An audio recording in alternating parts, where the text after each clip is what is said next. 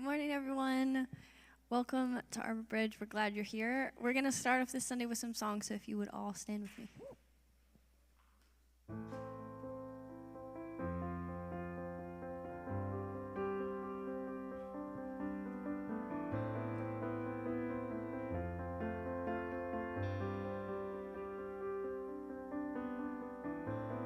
For all the strides we've made, for all our blessings,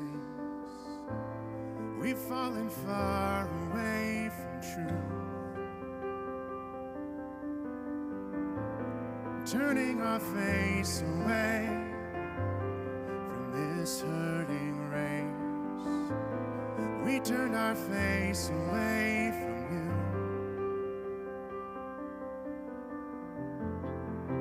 We want to be your hands, your feet. Without words, we'll let our actions speak. For every broken heart, for every widow, for those without shelter from the rain, we lift our eyes to you, looking for answers. We have been called to ease the pain.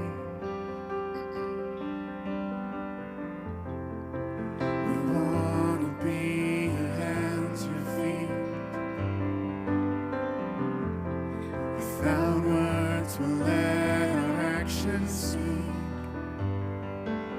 Here we are. Words can only go so far. Draw us closer to your heart. Bring us back to you. Bring us back to you. Here we are. Words can only go so far. Draw us closer to your heart. Bring us back to you. Bring us back to you. Bring us back to you. Bring us back to you. Bring us back to you. Bring us back to you.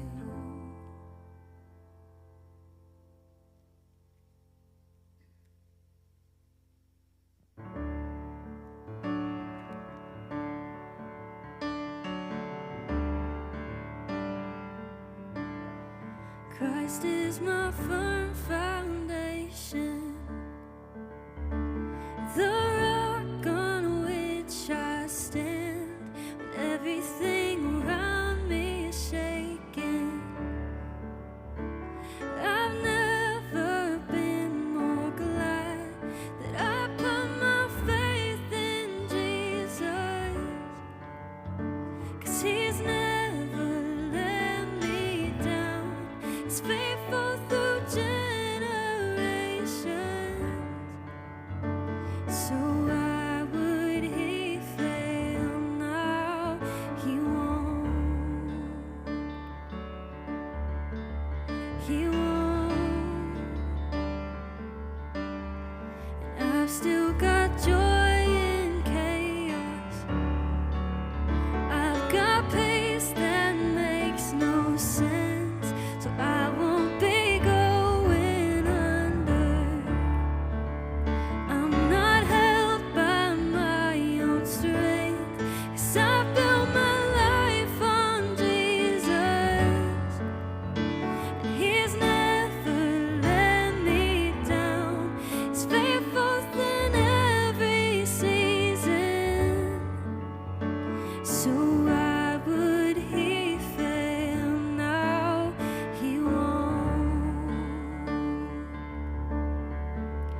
He won't. He won't fail.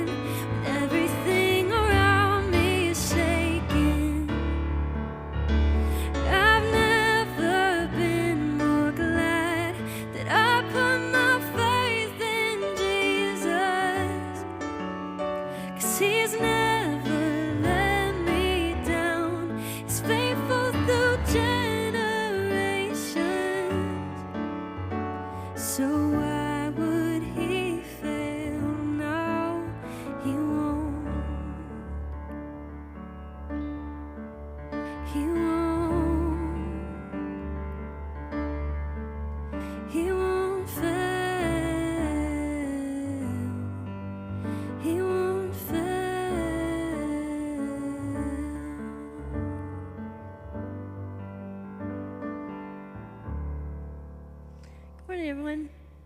We're so glad that you are here. Thank you for joining us, Arbor Bridge. It's a joy to share a Sunday morning with you, so thank you for being here. Also, happy Father's Day to any of you fathers out there. On Father's Day, as much as I love to celebrate my dad, I also like to remember to celebrate our Heavenly Father, because even if you didn't have somebody in your life who filled the father role for you, God has always been thrilled to be that for you. So, as we celebrate Father's Day, let's think about our good Father in heaven.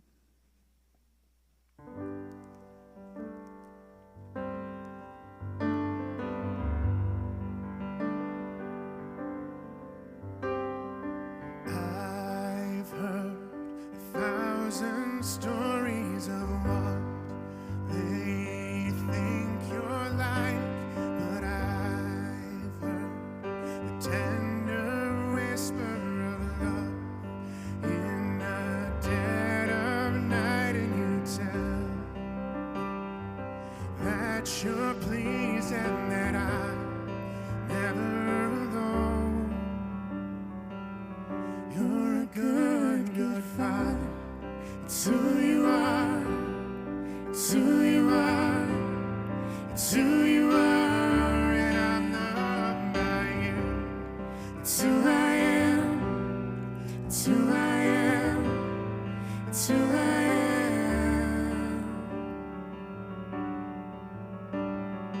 I've seen many searching for answers far and wide, but I know they're all searching for answers. Only you provide, because you know just what we need before we say a word. You're a good, good Father. It's who you are. It's who you are. It's who you are, and I'm loved by you. It's who I am. It's who I am. It's who I am, and you are perfect in all of your ways. You are perfect in all of your ways. You are perfect in all of your ways to us.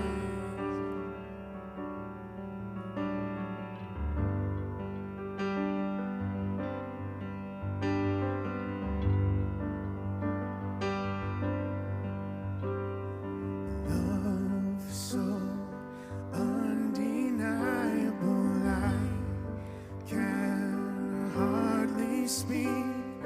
Peace so unexplainable, I can hardly think as you call me.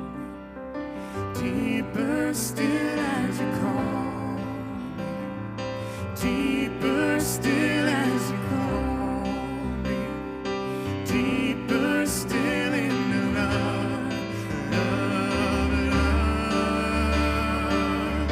You're a good, good Father. It's who you are. It's who you are. It's who you are, and I'm loved by you. It's who I am. It's who I am. It's who I am, and you are perfect in all of your ways. You are perfect in all of your ways. You are perfect in all of your ways to us.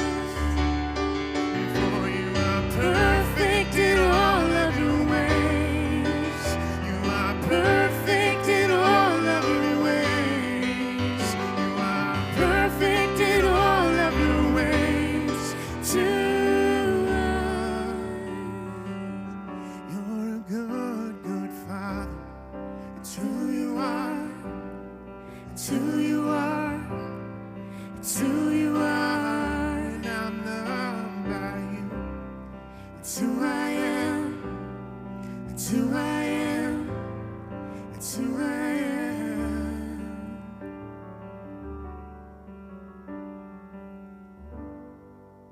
guys can all have a seat. Since it's Father's Day, I would like to take a moment to talk a little bit about my dad. So when I was growing up, my dad was home for most of my childhood. And that was because he owned his own wedding video business with my mom. And so that meant that he got to work from home. I used to watch him edit, and he used to have me watch the final videos to make sure there were no glitches. And that always meant a lot to me because he didn't have to do that, but my dad never made me feel bad about wanting to be around him. He never made me feel like a nuisance for watching him work. So my dad set a precedent in my life that curiosity wasn't annoying. And as a kid, that's huge. Knowing that it's safe to ask questions and to learn and observe set me up for where I am right now. I've always known that I've been very similar to my dad, and I know a lot of that is because he let me be. My incredibly creative dad let me be a creative kid. He let me explore photography and use his nice equipment to practice with. He let me bake for the guys he did snow removal with. He bought me my first ukulele when I wanted to learn how to play an instrument, and he never made me feel like I'm making a mistake for doing so. My dad has been my number one supporter all of my life, and I can't thank him enough for that. To all the fathers out there, no matter what you think, you have an incredible power that comes from showing up. And it's not because you're perfect, it's because you're present. And still to this day, my favorite memories of my dad is him reading The Hobbit to our family or driving in his work truck while listening to classic rock. You being a safe and positive presence, even in the simplest moments, hold great value to your kids or anyone that you show up for. So don't diminish your worth, and don't let the weight of being good enough crush you, because your Father in heaven is helping you be everything you didn't think you could be. So thank you, fathers, and happy Father's Day.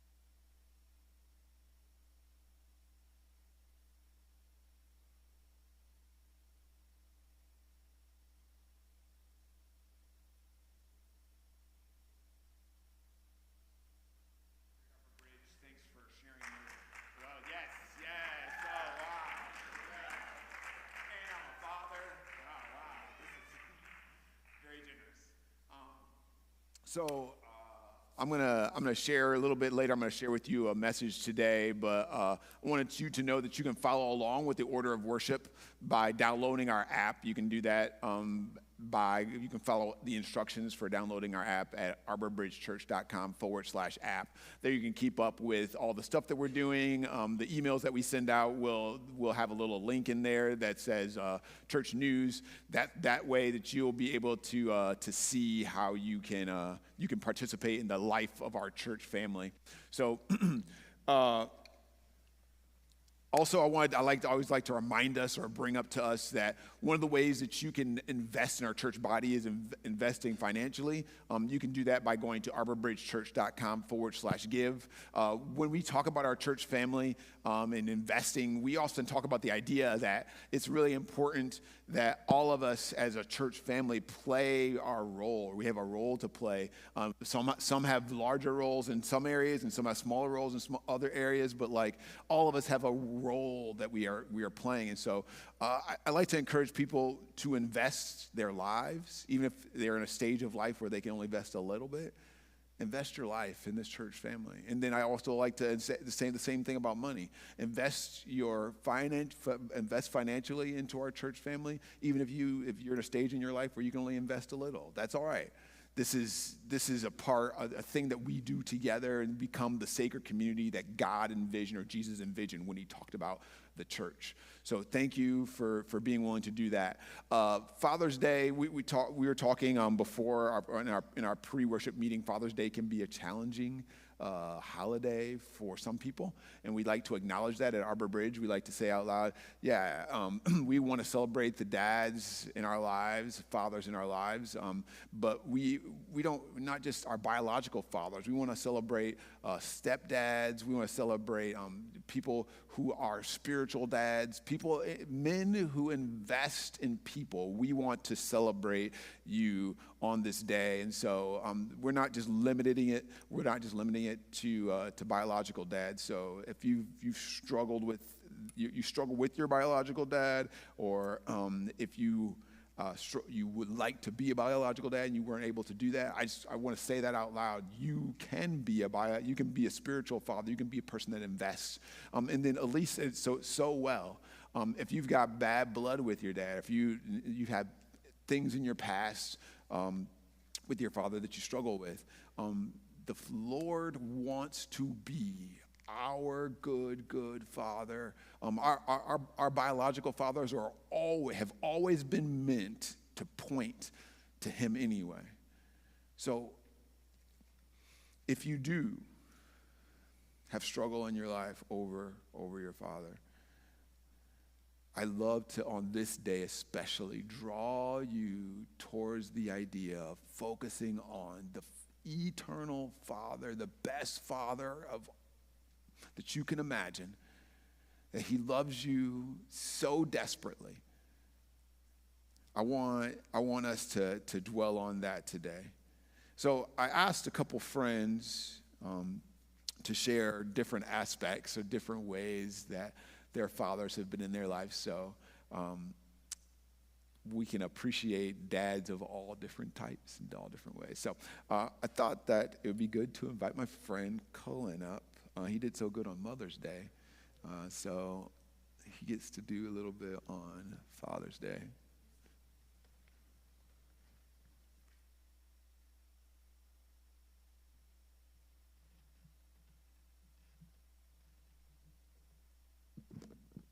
Good morning, y'all. For my father, some of y'all know him. If you do know my father, this is not what was written. This is just off the cuff. If you do know my father, you'll know the kind of stoic personality that he is, and how the exact opposite I am. So that might give insight into this. The first person I had to learn to accept was my father. He is my father, after all. There was no escaping him, even when I tried. My father's voice is the one I can call to memory the clearest. His is the voice I have known the longest. I am my father's first son. As much as I know the inevitability that I would learn from him as a child, I could not understand that he too was learning from me. As I write this, I now realize that we grew up together. My father was 26 when he had me, and a different sort of man than he is today. While both my father and I grew into the men that we both are now, one thing remained unchanging: the continued inevitability of change, as well as my love for my father and his love for me. As many sons do, feeling the need to carve my own way in the world, I left home and the community of in my immediate family. While I found and lived a life of unimaginable stories, found myself in a gorgeous mountain valley of God's own imagination, I had strayed from listening to the voices with whom I am familiar with. The voices who calm me, who pause to listen, and then guide me. The voices on which I know I can rely on. The voices of God and my Father. And I began to believe that my own voice was enough. When I wandered too far, was lost in the woods, the smallest I'd felt in my life, and I was brought to a place where I had no choice but to make a call for help. I called my Father. The hardest call I've had to make in my life, admitting to my Father, Dad, I messed up again. And in God's timing for what was supposed to be his vacation trip to visit his son who lived in the mountains, I had to ask him instead to help bring me home. My pride decimated. Believe me, the irony is not lost on me. A preacher's son, raised in the church, who became a prodigal. This was not the story I had wished to reflect, but in this story, the lesson being humility, I stand today here at home, regularly calling my Father, listening to his words, and once again, like a child, learning from him so I can grow into the man I will be tomorrow. Knowing that wherever I was, at whatever stage of life I will be at, my Father has always accepted me and loved me.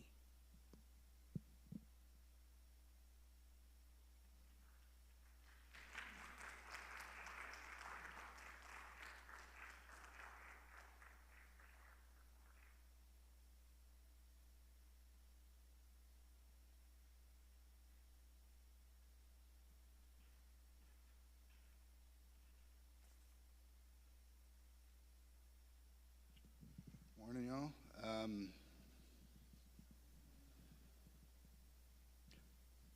Father's Day is very, very different when your father's not here anymore.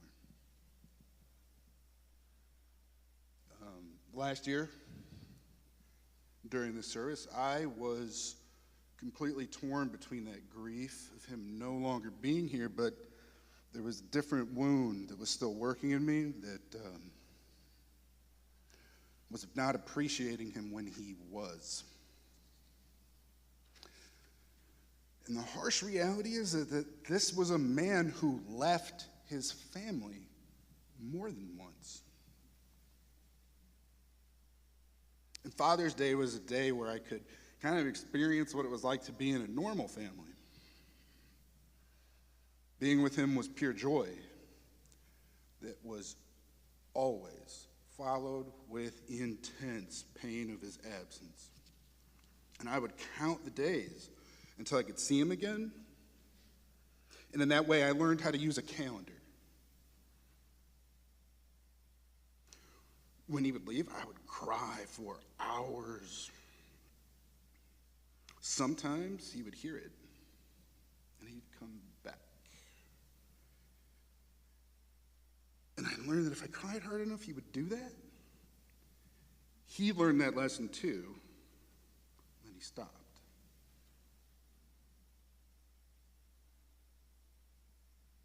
And the standard of fatherhood for me was lowered to keeping his visitation schedule. And when I grew older, I could see these patterns in him, and how they extended in all of his workings and all of his relationships. They were about him.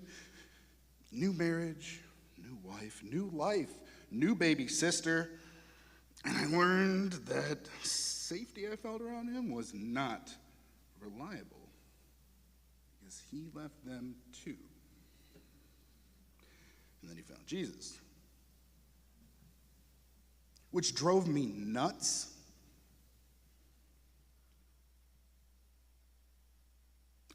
And he tried to explain to me how Christ had covered the wages of sin, his sin. And I was determined to get my money's worth. So I howled at the moon, and I crossed my fingers for every prayer. My heart was completely hardened. My actions reckless. I would have driven him into the Red Sea if I could. the Lord would not allow it, and it just drove him deeper and deeper into the Word, where this new spiritual formation was working in him.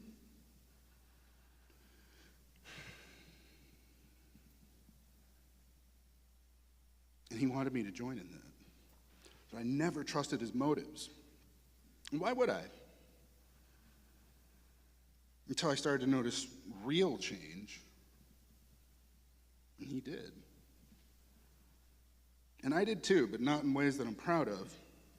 And somewhere in all this mess in our relationship, it did heal, and we did learn to speak together as father and son. But when I got older, I thought I would test him. One last time, old time's sake. I said to him, you know that my beliefs are not yours. And if you really believe this, you know I'm going to hell. How does that sit with you? And he just was cool as a cucumber. I'm not worried. I'm not worried because me and the Lord have settled this a long time ago, and he will bring you back home to him. And I did not understand that I was witnessing faithfulness. I didn't know what it even meant at the time.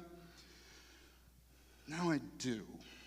During our discipleship, I was reading through Deuteronomy, and I was reading through his study Bible. And he only highlighted one passage in that book, which is understandable, but the Lord will circumcise your hearts and the hearts of your descendants, which was just underlined, so you may love him with all of your heart, all of your soul, and live. And I wept because I finally realized what he was trying to tell me, that there are some things only God can fix. And the only way he could make that happen was to pray and stay faithful. Going into the pandemic, we were not able to see each other very much. I worked at the hospital, and I was working a lot. And I didn't know it at the time, but he was spending a lot of time at the hospital too. And he was having a lengthy stay. And one day I was at work, and I was given over to this uncontrollable, irresistible urge to go visit him, but I was on the clock, and I just left. And I drove. And I was calm, even though I just made a big mistake.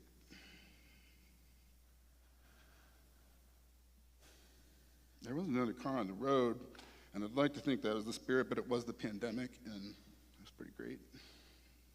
But when I got there, he looked awful. He could barely speak, and when he did, he complained about the food. There was a photocopy of the Gospel of Mark on his lap, and I bugged his nurse to upgrade to the full text edition. I put the Bible in his lap and watched him die. And if I even waited 20 minutes, if I'd gone to my boss and explained this weird idea I had that I had to go, he would have died alone. And I knew in that moment that the Spirit had sent his unbelieving son there to stop that from happening. And in that moment, the Lord kept the promise that he made to my father. And these days, I grieve very differently. And I can celebrate him for not giving up on himself or on God or on me, and he never did. And there are still times when I can wish that he was a better man. But because he wasn't, his failings gave Christ a chance to show me how he transforms people. And there are times when I wish that I'd been a better son. But that gave the Spirit a chance to bring me to him. And there are still times when I think, if I cry hard enough, I might see him one more time. He might come back, but my dad won't. He tried to teach me this, but y'all know where I'm going with this. Jesus most certainly will.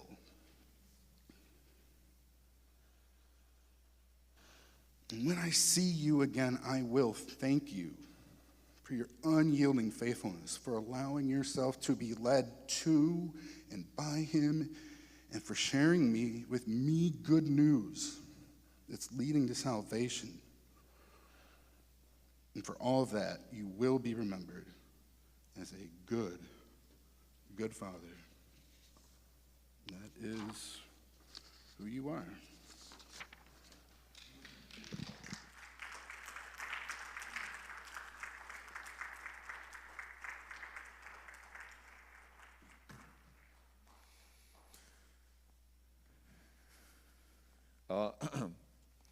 Both of those guys are in Rex's discipleship group. I don't know if that was so great because of Rex's work, but we'll say that that's probably what it is.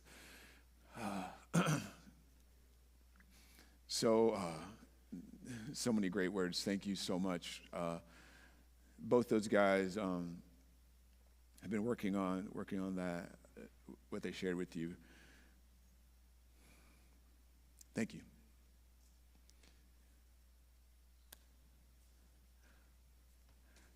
I read an article that irritated me, so I'll share it with you. A writer for NBC News was writing about Father's Day, and he wrote this. This weekend is Father's Day, a holiday typically celebrated with displays of testosterone and gendered cliches. It's also a good time as any to acknowledge that there is indeed a crisis of masculinity. He may be right.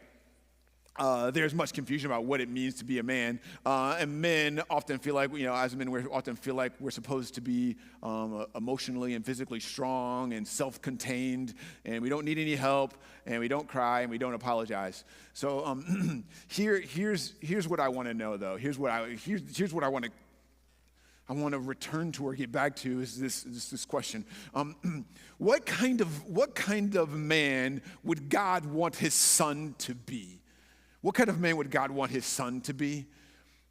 And of course, we find out in Jesus Christ, but what kind of son does God want this man to become? Or what kind of man does God want this son to become?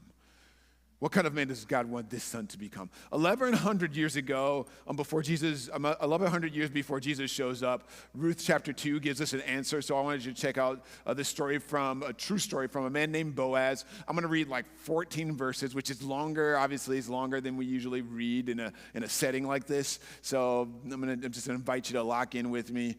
It says this. Ruth, the Moabite, said to Naomi, "Let me go to the field and glean among the ears of grain after him in whose sight I shall find favor." Gleaning, we talked about this a few weeks ago. Just a quick word. It's the ancient version of panhandling. We'll say it like that. And Naomi said to her, "Go, my daughter." So she set out and went and gleaned in the field after the reapers, and she happened to come to the part of the field belonging to Boaz, who was of the clan of Elimelech. Elimelech is related to Naomi, Ruth's mother-in-law. And behold, Boaz came from Bethlehem, and he said to the reapers, "The Lord is with you." And they answered, "The Lord bless you." Then Boaz said to his young man who was in charge of the reapers, "Whose young woman is this?" And the servant who was in charge of the reapers answered, "She is the young Moabite woman who came back with Naomi from the country of Moab." She said, "Let me glean and gather among the sheaves after the reapers." So she came, and she has continued from early morning until now, except for a short rest. Then Boaz said to Ruth, "Now, listen, my daughter. Do not go to glean in another field or leave this one, but keep close to my young women. Let your eyes be on the field that they are reaping and go after them. Have I not charged the young men not to touch you? And when you are thirsty, go to the vessels and drink what the young men have drawn." Then she fell on her face, bowing to the ground, and said to him, "Why have I found favor in your eyes that you should take notice of me since I'm a foreigner?" And I want you to pause right here and just think about this. If you've ever been in a situation where you're like, it feels like you're holding your breath, or you're really, really angry, or you're really, really sad, and you're just holding it together. It's just you can go to work or go to church or be in public or be with your family, and you feel like you're going to burst, and then somebody says it to you, or someone says just the right word, and and I wonder if this is this moment right here, like Ruth is desperate and needs help, and this is dangerous, and it's super scary, and she's just on the edge, and I've always thought of this as like a moment where she's kind of like she's bowing down to him, but like what if she's collapsing? What if he speaks to her like so kindly, so generously? What if she's just collapsing before him? This is what it says. "Why have I found favor in your eyes that you should take notice of me since I'm a foreigner?"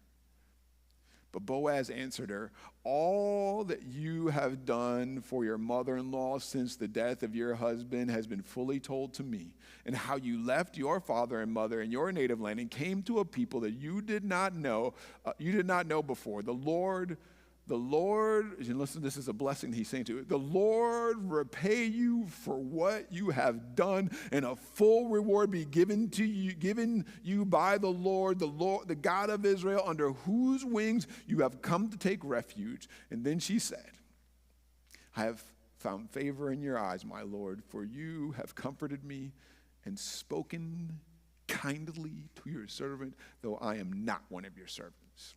And at mealtime, Boaz said to her, "Come here and eat some bread and dip your morsel in the wine." So she sat beside the reapers, and he passed to her roasted grain, and she ate until she was satisfied, and she had some left over. And when she rose to glean, Boaz instructed the young men, saying, "Let her glean among the sheaves." And what he's saying is, don't let her have the leftovers. Let her have whatever she wants, and do not reproach her. And also pull out some of the bunches that you're gathering and leave them for her, and do not rebuke her. There's a stranger in Boaz's field, and as soon as Boaz arrives, he notices her, he sees her, and he says, "Who does she belong to?" And 3,000 years ago, Boaz could have never imagined that we would still be talking about his life. But in response to this stranger coming into his field, he's going to give us a master's class on what it means to be a man. He's going to show us what it means to be a man. And here's what it means. Lead courageously. Reject passivity.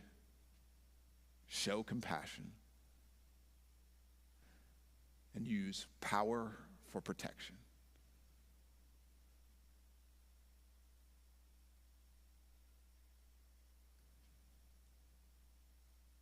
Leads courageously.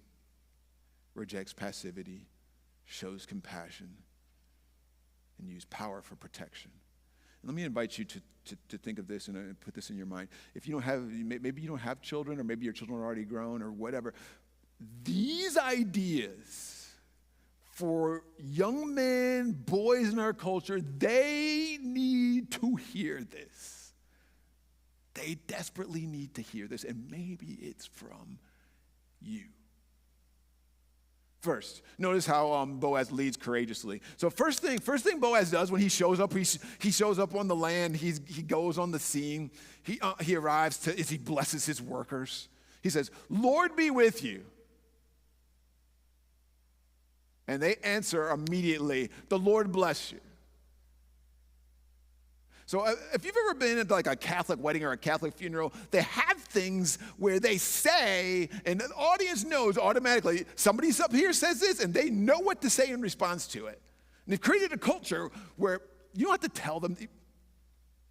Boaz has created a culture where he shows up and he says, "The Lord bless you," and they know what to say.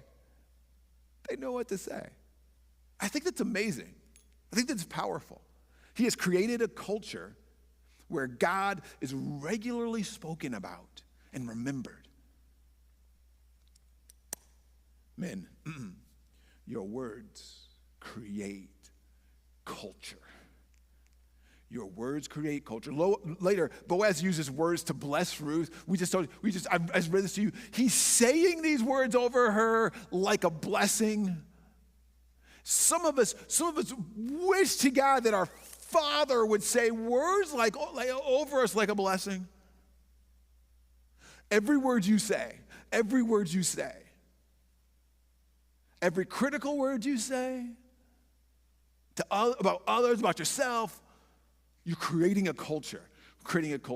We lead this way in our lives. So, couple quick examples just to make this to make it tangible for you. So, in our home, we had sentences that we tried to use to bake into our family to create culture. One was, "God made you special, and nobody can take that away." Over the years, we shortened it to, "Don't let anybody take it away." So,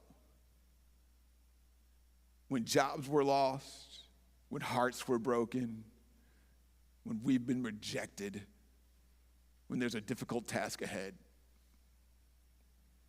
don't let anybody take it away. When you're leaving for work, don't let anybody take it away. Create a culture with your words. We'd always tell our kids, "You're special to me. You're special to me." And now they say it.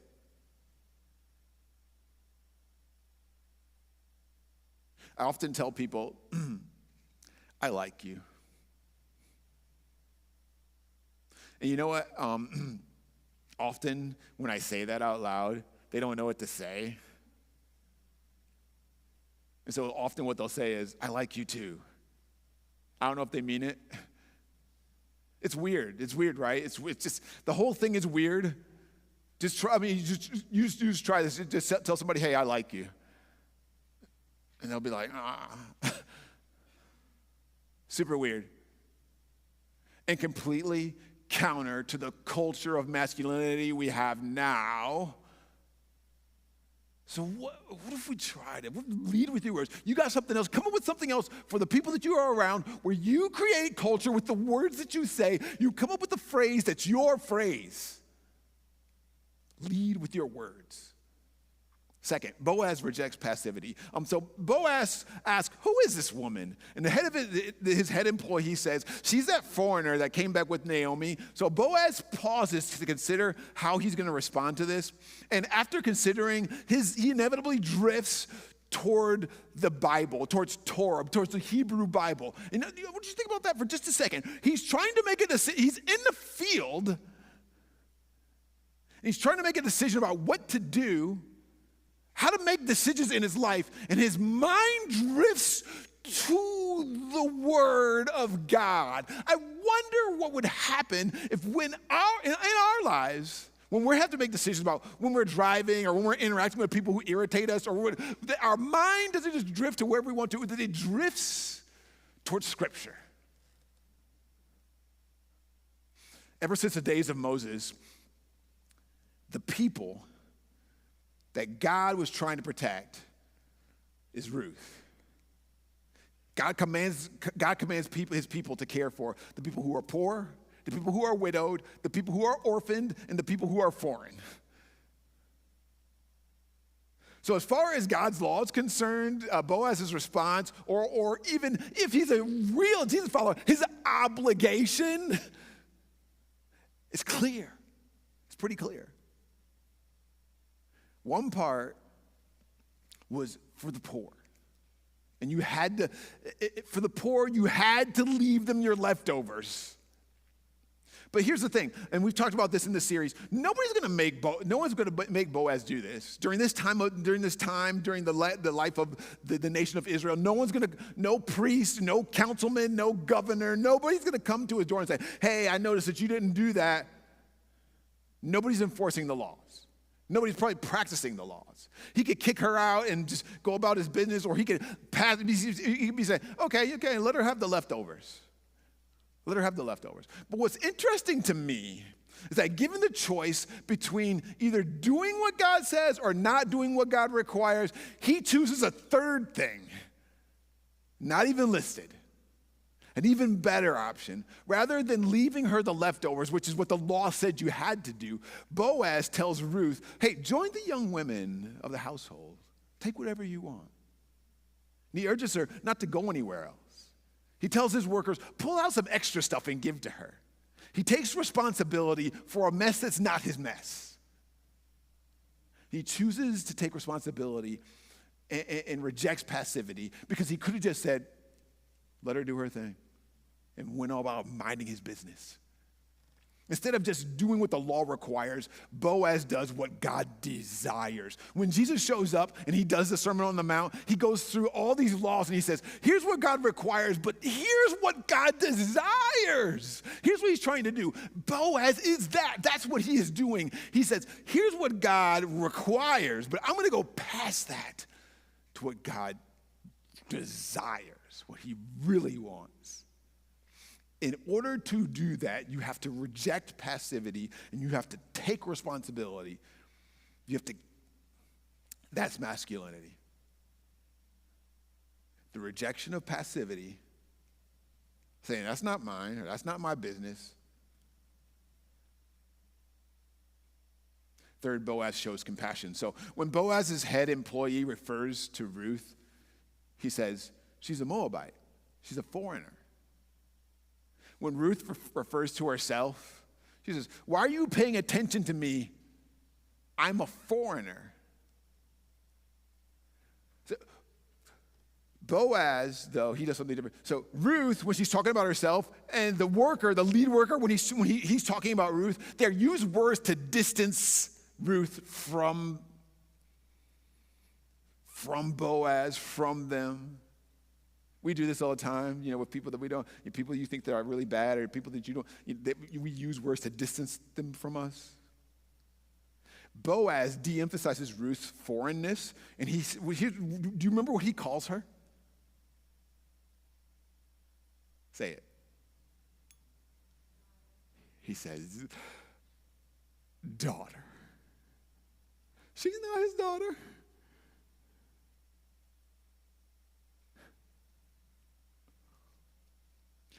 You just imagine being in a place where you're by yourself, nobody to protect you, nobody to take care of you, and then this dude who you don't even know says, my daughter.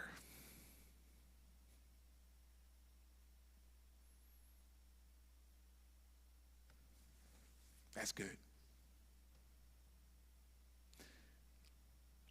He uses compassionate words to pull her close.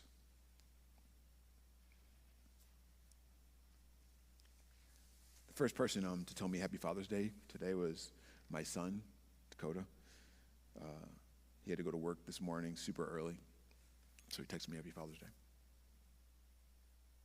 Let me tell you this about Dakota. My son has had friends who disagree strongly with me.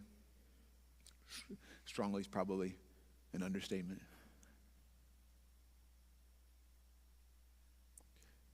In those moments when they're so upset with me, so angry at me, instead of distancing himself from me, he responds with words of respect for me, and he demands that respect of his friends for me. He says, if you want to talk about my dad, you talk to him with respect.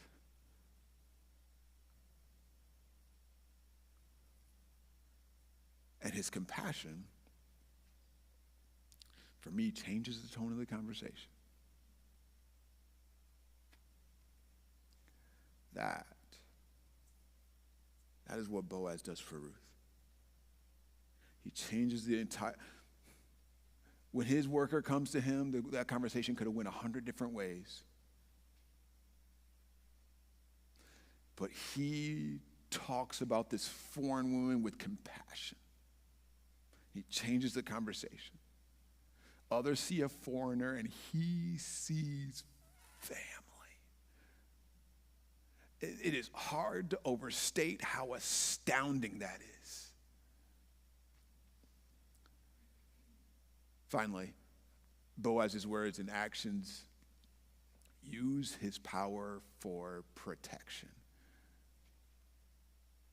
Men throughout Old Testament, through ancient times, repeatedly use their power for their own self-interest. Since men are physically stronger than women, you can read awful stories all throughout history of men using their power for self-interest, for self-preservation, for just take your breath away stories.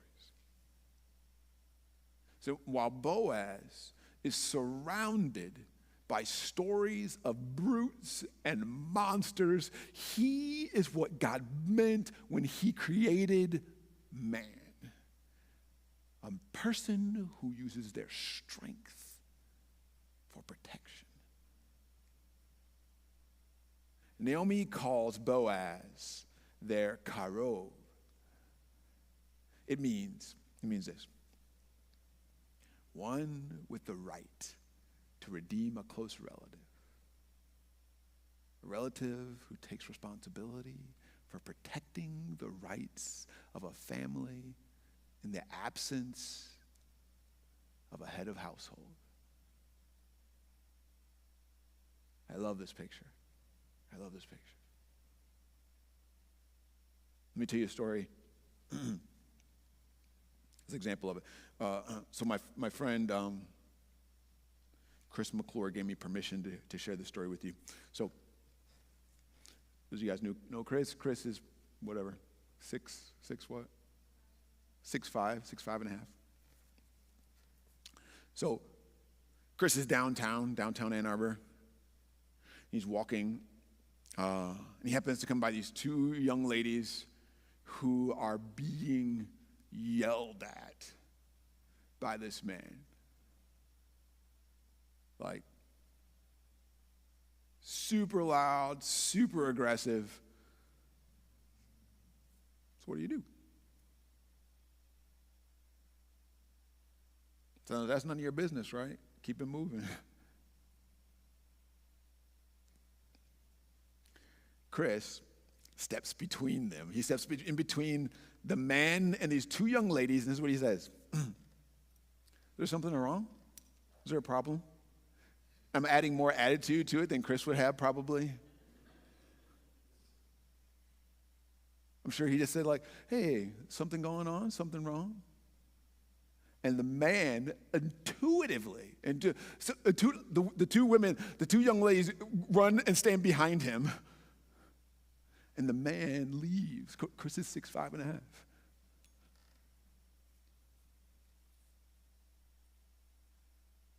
What do you think about this? If those two girls, I don't know if they're sisters, but if their dad is walking with them, you think this dude will be walking up and yelling at them like that?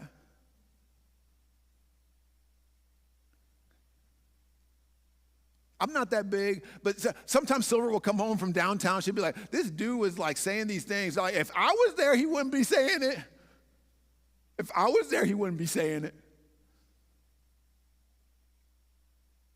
Do you think that if those young ladies, if their father was there, you think that man would have been talking to them? No, of course not. But in the absence of the head of their family, Chris stepped in and said, hey, how you doing? Is there any problem? He uses his power for protection. And he didn't have to fight him. He didn't have to do anything. He uses his power for protection. That is what it means to be a man. That is what God is talking about when he says, I created man. That is what he means. Use your power for protection. And this is what Boaz does. He steps into a vulnerable situation and says, you are not alone anymore. I will take responsibility for your well-being. Your dad, your husband, all those guys aren't here anymore. I'll do it. I'll do it. I'll do it. I'll use my strength for your good. I'll use my strength for your good. You are under my protection now. And if you think about it, that story should sound familiar. Because Ruth, the book of Ruth doesn't end pointing to Boaz as the hero of the story. He is pointing to a greater Karov. So next week we'll finish with the hero of the story. Israel helped write this, and it's going to be good. It's going to be good. Here's the thing. Every one of us is Ruth. Spiritually poor, spiritually vulnerable, unable to rescue ourselves. Jesus does what Boaz did. He sees us, he welcomes us, and where he had every right to distance himself from us, he protects us. He provides for us. He makes us his family. So the difference is, while Boaz risked his reputation, Jesus gave his life. He paid with his blood. So Boaz redeemed one family, but Jesus redeemed the world. So in just a moment, we're going to take communion together, we're going to go to the Lord's table, and it's a reminder that we have a Karov, a redeemer, stronger than us, kinder than us. So, someone who took responsibility for our salvation when we could not save ourselves. So whether you're a father or a mother or a man or a woman, would you allow this time of communion to be a time where you bow before him? Maybe you've been holding it, you've been doing everything you could hold it together. You come to him, you don't got to hold it together anymore. There have been times in your life where you're the one, you've had to hold it together, you got to keep it together. You come to him, you don't have to hold it together anymore. You could collapse before him and you let him be the one who redeems you.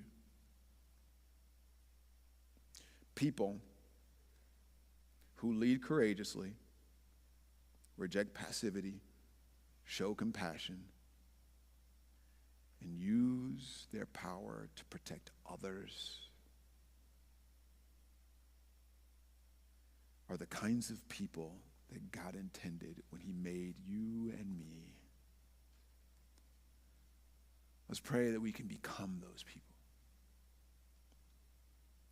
Dear Father,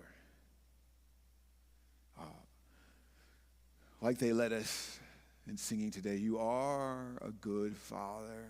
And it's just an understatement of the universe. We don't even know. We don't have words that communicate how good you are, but certainly the word good is not enough to talk about the vast greatness of your glory, of your love, of your kindness, of your compassion, how far you go to save us from ourselves, to save us from each other. There are no words to talk about it, and we are the kinds of people that go back to the kinds of things that destroy us and get ourselves into trouble. And every time you have been by our side, you will not walk away from us. And so I pray that you would help us to imitate that, imitate you, imitate Boaz, imitate you, to be like that, make us like that. And especially on Father's Day, all of us can be so self-absorbed. I pray that you help us to reject that self-absorption, so that we can be your representatives here on earth. We can look for the stranger, the widow, the orphan, the foreigner. We can look for the people who don't know you, the people who need you desperately, and offer them the goodness that only comes through Jesus Christ. Amen.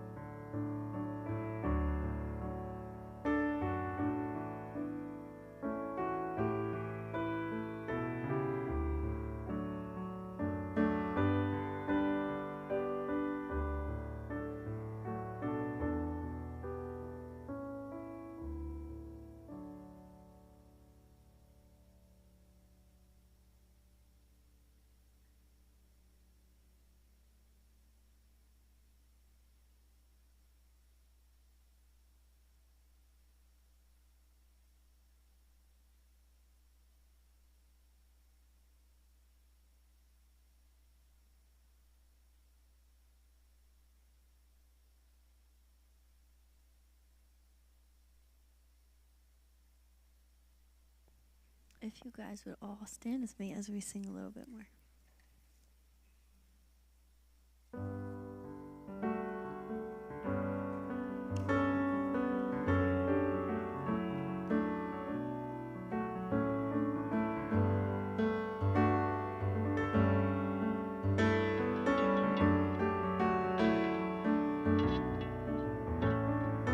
Rain came and wind blew, but my house was built on you, and I'm safe with you, and I'm gonna make it through.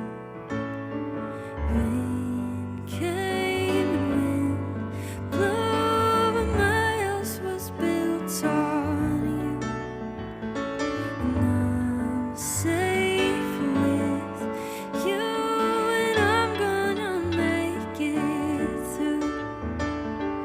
Rain came and wind blew, but my house was built on you, and I'm safe with you, and I'm gonna make it through. I'm gonna make it through, 'cause I'm standing strong on you. Yeah, I'm gonna make it through, 'cause my house is built on you. Christ is my firm foundation, the rock on which I stand when everything around me is shaking. I've never been more glad, 'cause I put my faith in Jesus, and He's never let me down. He's faithful through generations. So why would He fail now? He won't. He won't.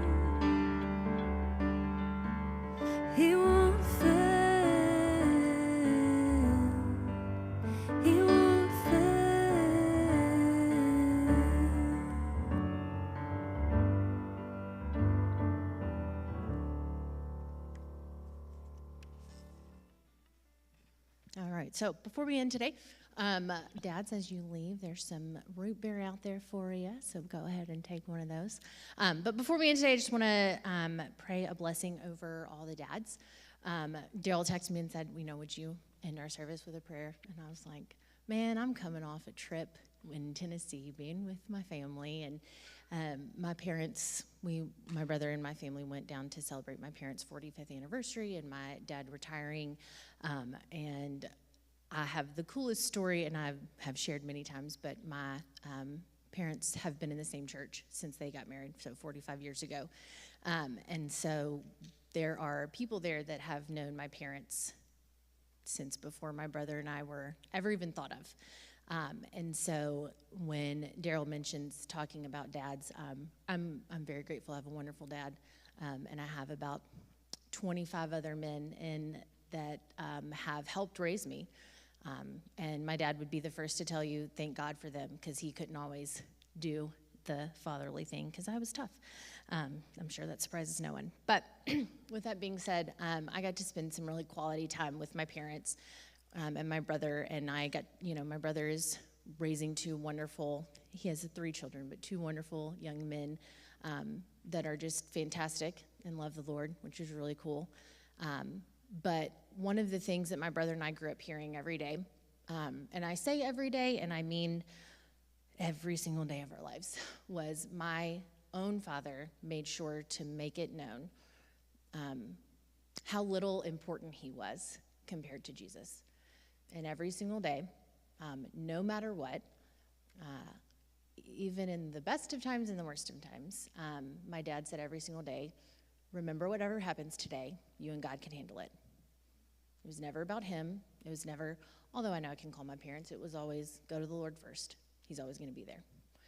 So as we end today, I want us to think about that as we're praying, that while we have great earthly fathers, some of us do, some of us don't, whatever that may look like for you, God is constant. He is faithful. He is always working, no matter what, whether you can see it, whether we get to see it on this side of heaven, he is always working.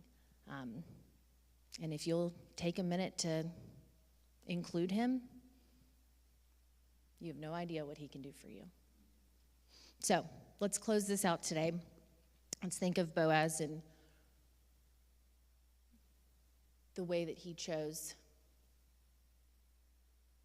to be the man that God consistently shows through Jesus. Lord, today may you bless the fathers that are among us and that we encounter with the character of Boaz.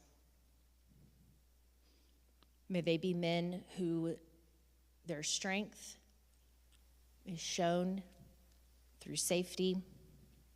May they be people that notice those that other people overlook. May they utilize their influence and their power to protect rather than control. May their words bring dignity instead of shame. May their homes be places of generosity, of welcoming, of safety. May their children see a reflection of the kindness of Christ. May their faith be steady when life is uncertain. May their integrity remain consistent and strong when no one is watching. May those who entrusted to you, to your care, may they flourish because they have known your love.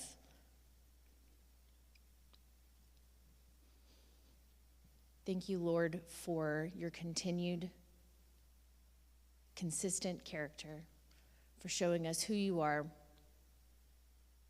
If you would open our eyes to be able to see that. We love you, Lord. In Jesus' name, have a great week.